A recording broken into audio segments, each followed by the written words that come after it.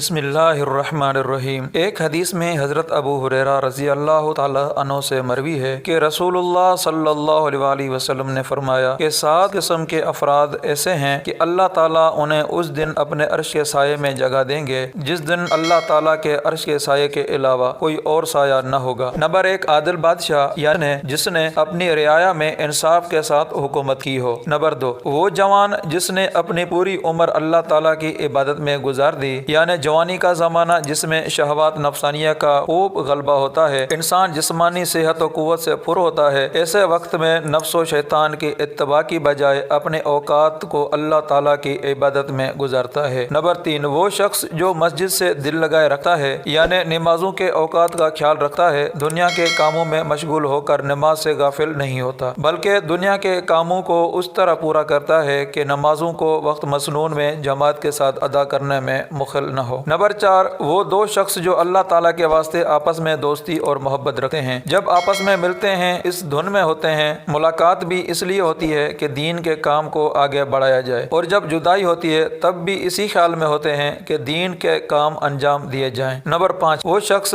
جس کو کوئی حسین و جمیل عورت بدکاری کے واسطے بلائے اور وہ یہ کہہ کر اس عورت کی طرف رخ نہ کرے کہ میں تو اپنے اللہ تعالیٰ سے ڈرتا ہوں، یعنی اللہ تعالیٰ کے خوف کی وجہ سے موقع ہوتے ہوئے برائی سے بچتا ہے۔ نمبر 6، وہ شخص جو اس طرح مخفی طور پر صدقہ کرتا ہے کہ دائیں ہاتھ سے خرچ کرنے کے بائیں ہاتھ کو بھی خبر نہ ہو، یعنی انتہائی اخلاص کے ساتھ خالص اللہ تعالیٰ کی رضا حاصل کرنے کے لیے مال خرچ کرتا ہے، ریا و نمودگاہ اس میں شائبہ بھی نہیں ہوتا۔ نمبر 7، وہ شخص جو اللہ تعالیٰ کو تنہائی میں یاد کرے اور اس کی آنکھیں آنسوں میں بھر جائیں، تنہائی کی جگہ بیٹھتا ہے اور اللہ تعالیٰ کی بڑائی عظمت اور ان کے انعام و احسانات کو یاد کرتا ہے، اور جنت و جہنم کو یاد کر کے روتا ہے، یا ذکر و تلاوت کے موقع پر روتا ہے، یا اپنے گناہوں کو یاد کر کے روتا ہے، اللہ تعالیٰ سے معافی مانگتا ہے۔ ان اعمال کے علاوہ کچھ اعمال پر بھی آپ صلی اللہ علیہ وسلم نے عرش الہی کے نیچے جگہ ملنے کی خوشخبری دی ہے۔ اب ہمارے لیے یہ اعمال خیر کے دروازے کھولے ہوئے ہیں، اللہ تعالیٰ سے توفیق مانگتے رہنا چاہیے کہ اللہ تعالیٰ ایسے اعمال صالحہ اختیار کرنے کی توفیق دے جو ہمیں رسوائی سے بچائے اور جنت کا مستحق بنائے۔ آمین ثم آمین۔